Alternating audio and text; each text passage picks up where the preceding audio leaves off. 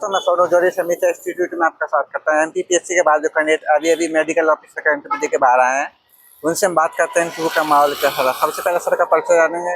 Sir आपका good name? Doctor प्रशांत शर्मा।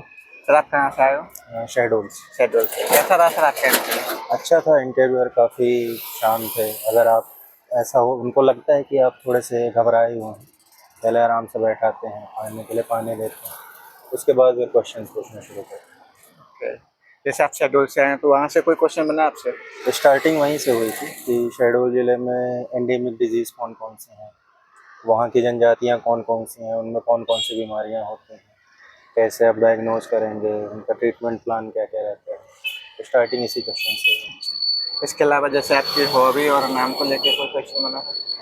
मेरे से पर्सनली तो उसके रिगार्डिंग कुछ भी नहीं पूछा गया Okay. कि हॉबीज़ क्या हैं या फिर इस सेवा में क्यों आना चाहते हैं। मेरे सिर्फ क्लिनिकल क्वेश्चन से पूछा गया। Okay. जैसे कि मध्य प्रदेश में काफ़ी स्कीम्स चल रही हैं ये हाँ। मेडिकल से संबंधित, तो वहाँ से कोई क्वेश्चन बना सर आपसे? नहीं, मेरे से वो भी नहीं पूछा गया। अच्छा। ऐसे सिर्फ एरिया के रिगार्डिंग ही जैसे मेरे एरिया में फाइलेरिया बहुत होता है, सिकल सेल एनीमिया होता है, तो सारे क्वेश्चंस फिर उन्हीं पे चले गए उन्हीं पे चले। जैसे कि कि आप प्रिवेंशन क्या है, आगे आप ट्रीट कैसे करेंगे, आप कैसे लोगों को समझा सकते हैं कि बीमारियां कैसे दूर हैं। तो सारे क्वेश्चंस उसी पे। ओके। इसके अलावा सर और कोई क्वेश्चन जैसे इमरजेंसी मेडिकल के संबंध?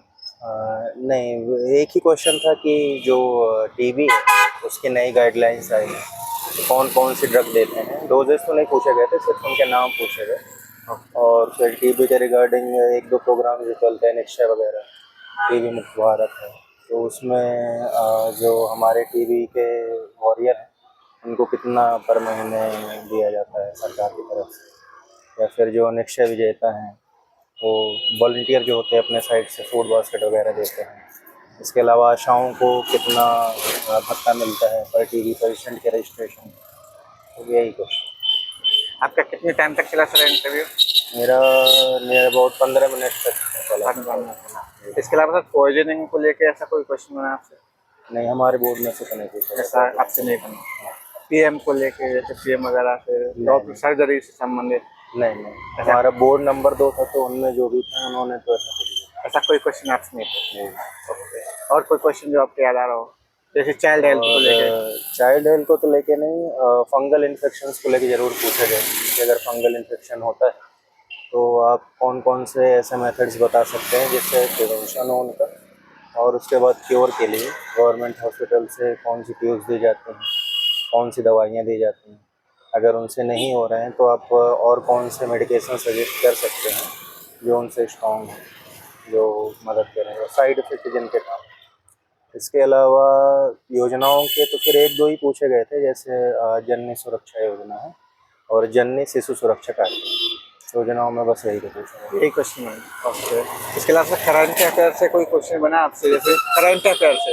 जैसे करंट को लेके जैसे अभी इंदौर में जो घटना हुई थी, ऐसा कोई नहीं, क्वेश्चन बना आपसे? कुछ भी नहीं। ओके। ऐसे और कोई डिशेज वगैरह जो आपके एरिया फैल रही हो? जो फाइलेरिया था, डेंगू के रिगार्डिंग पूछा गया था, मलेरिया के रिगार्डिंग पूछा गया था। जैसे शहडोल इलाके में क्या है, सिकल सेल के पेशेंट बहुत हैं, तो उन्होंने पूछा कि आपके इलाके में मलेरिया क्यों नहीं होता। तो प्राइमरी रीज़न है कि अगर जो सिकल सेल वाले पेशेंट होते हैं उनको मलेरिया नहीं होता, तो एक तरीके का ब्लेसिंग इन डिस्गाइज है।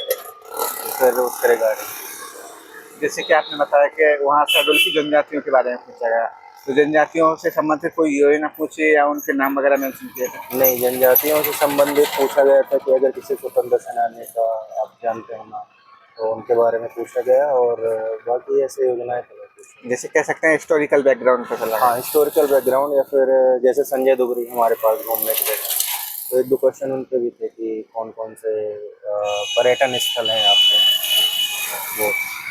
आने वाले अभ्यर्थी के लिए कुछ आप देंगे सर? मैं तो यही बोलूँगा कि आपका जो एरिया है, जिस एरिया में आप पोस्टेड हैं, या फिर जो आपका होम टाउन एरिया है, उसके रिगार्डिंग आप पढ़ेंगे, और बहुत ज़्यादा कठिन चीज़ें पढ़ने की ज़रूरत नहीं है। बेसिक्स ही पूछे जाते हैं कि कोई डिसीज़ है, उसका वेक्टर कौन है, कैसे हो सकता है, कैसे ठीक कर सकते हैं। बहुत कोई ऐसे हाई लेवल के क्वेश्चंस, टफ लेवल के क्वेश्चंस नहीं पूछते हैं। आपका अगर बेसिक स्ट्रॉन्ग रहेगा तो इंटरव्यू अच्छा जाएगा। बहुत अच्छा लगा सर आपसे बात करके। आपको बहुत बहुत शुभकामनाएं। Thank you sir.